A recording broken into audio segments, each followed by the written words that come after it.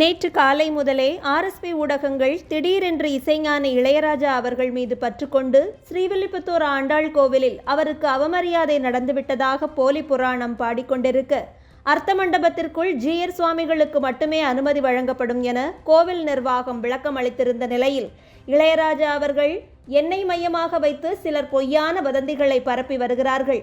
நான் எந்த நேரத்திலும் எந்த இடத்திலும் என்னுடைய சுயமரியாதையை விட்டுக் கொடுப்பவன் அல்ல, விட்டுக் கொடுக்கவும் இல்லை. நடக்காத ஒரு செய்தியை நடந்ததாக பரப்புகிறார்கள்.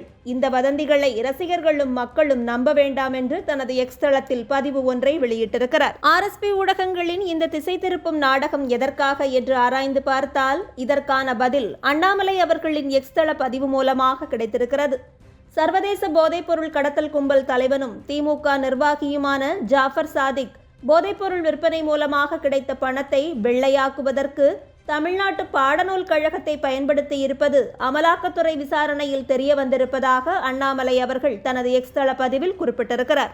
தமிழ்நாடு பாடநூல் கழகத்தின் ஒப்பந்ததாரர் நிறுவனமான ஸ்ரீ அப்போ டைரக்ட் என்ற நிறுவனம் ஜாஃபர் சாதிக்கு நிறுவனத்தோடு ஒப்பந்தம் செய்து கொண்டு பொருட்களை வழங்கியிருப்பதும் விசாரணையில் கண்டறியப்பட்டுள்ளது.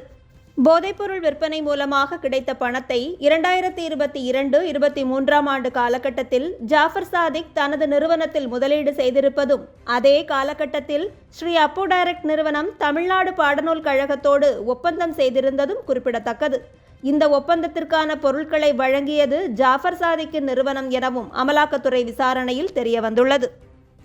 இதனால் குறிப்பிட்ட காலகட்டத்தில் திமுக நிர்வாகியாக இருந்த ஜாஃபர் சாதிக் போதைப்பொருள் விற்பனை மூலமாக கிடைத்த பணத்தை வெள்ளையாக்குவதற்கு தமிழ்நாட்டு பாடநூல் கழகம் மறைமுகமாக உதவி செய்திருப்பதாக இதன் மூலம் தெரிய வருவதாகவும் பள்ளிக்கல்வித்துறை அமைச்சர் திரு அன்பில் மகேஷ் பொய்யாமொழி அவர்கள் இது குறித்து விளக்கமளிக்க வேண்டும் என்றும் தான் வலியுறுத்துவதாக அண்ணாமலை அவர்கள் குறிப்பிட்டிருக்கிறார். இது மட்டுமல்லாமல் வெள்ள நிவாரணமாக வழங்கப்படும் 2000 ரூபாய் போதுமானதாக இருக்காது என்று பலரும் விமர்சித்துக் கொண்டிருக்க, அந்த 2000 ரூபாயும் 14 கிராமங்களுக்கு கிடைக்கவில்லை என்று கூறி மக்கள் ஒன்று திரண்டு சாலை மறியல் போராட்டத்தில் ஈடுபட்டுள்ளனர்.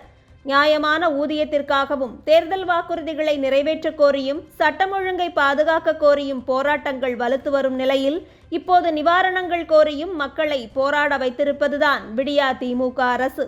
இந்த 2000 ரூபாய் கொடுப்பதற்கு டோக்கன் வாங்கவும் பின்னர் பணத்தை வாங்கவும் பலமுறை வரிசையில் மக்களை காத்திருக்க வைக்கும் கேவலமான திமுக அரசுதான் மத்திய அரசு வழங்கியிருக்கும் நிதி போதவில்லை என்று வாய்க்கிழிய பேசி திரிகிறது.